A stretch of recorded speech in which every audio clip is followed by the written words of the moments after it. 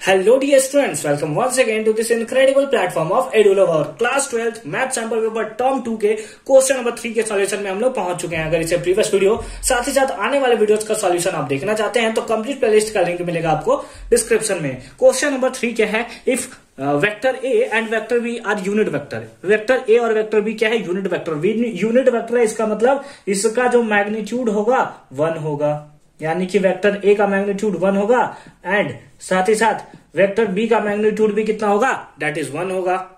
तो हमें प्रूव क्या करना है कि इसका जो मैग्नीट्यूड है इक्वल्स टू इतना है, यानी कि हमें क्या प्रूव करना है, तो लिखेंगे टू प्रूव।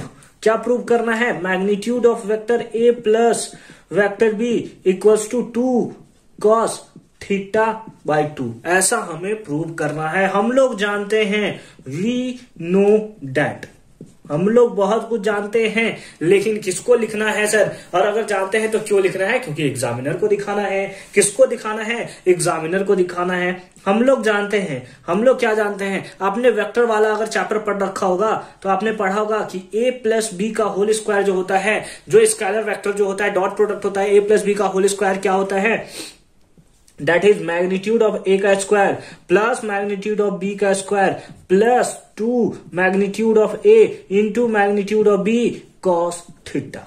क्या होता है, cos थीटा। समझ में आया क्या, समझ में आया क्या। अब इसी को हम लोग को निकालना है, इसी के टर्म में हमें कुछ देखने को मिल रहा है, इसको ऐसे का ऐसे छोड़ देते, इसके ऊपर वेक्टर का आप लगा सकते हैं, कैप लगा सकते हैं, ठीक है।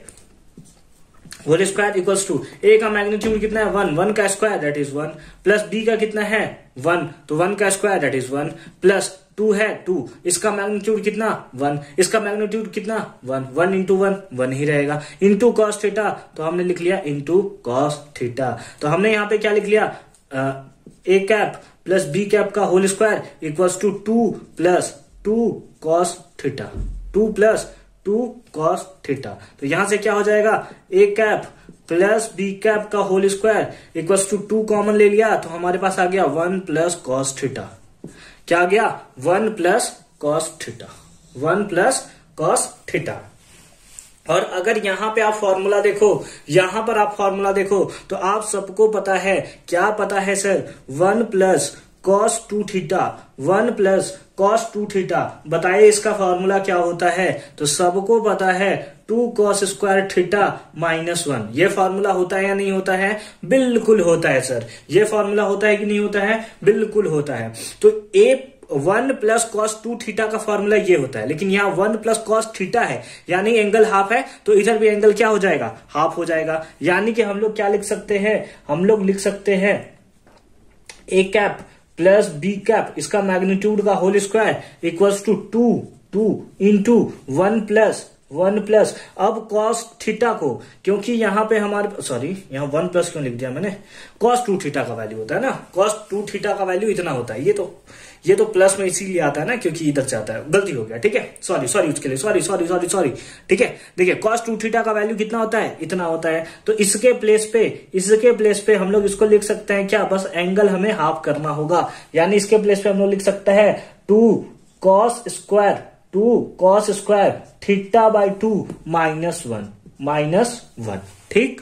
अब ये +1 ये -1, ये से ये हमारा क्या हो जाएगा, मर जाएगा, ये से ये हमारा क्या हो जाएगा, मर जाएगा, ठीक है। तो इसका वैल्यू क्या आ गया, a प्लस बी का whole square equals to 2 into 2 that is 4 cos square theta by 2, theta by 2, ठीक है। अब स्क्वायर है, इधर जाएगा तो रूट में बन जाएगा सर, तो चलिए ना रूट में कर लेते हैं। a प्लस बी स्क्वायर है, इधर जाएगा तो रूट में, यानी कि 4 cos स्क्वायर थीटा बाई 2।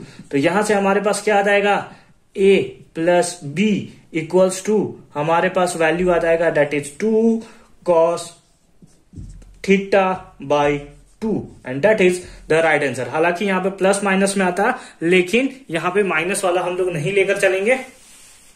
क्यों नहीं लेकर चलेंगे आप समझ सकते हो। तो ये हमारा क्या हो गया, आंसर नहीं हुआ, बल्कि क्या हो गया, प्रूव्ड हो गया है, प्रूव्ड हो गया है। तो आई होप कि क्वेश्चन नंबर 3 भी आपको बहुत अच्छे से और सिंपल फॉर्म में समझ में आया होगा। ये फॉर्मूला जो मैंने यहाँ पे आपसे नोट करवाया है, ये फॉर्मूले को आप स्टार्टिंग में थोड़ा गलती कर दिया, उसके लिए सॉरी, बट ये फॉर्मूले को आप बहुत अच्छे से नोट करके रख लोगे। मिलते हैं आपसे नेक्स्ट वीडियो में, अच्छे से पढ़ाई करते रहिए और मिलते हैं किसके साथ, क्वेश्चन नंबर 4 के साथ।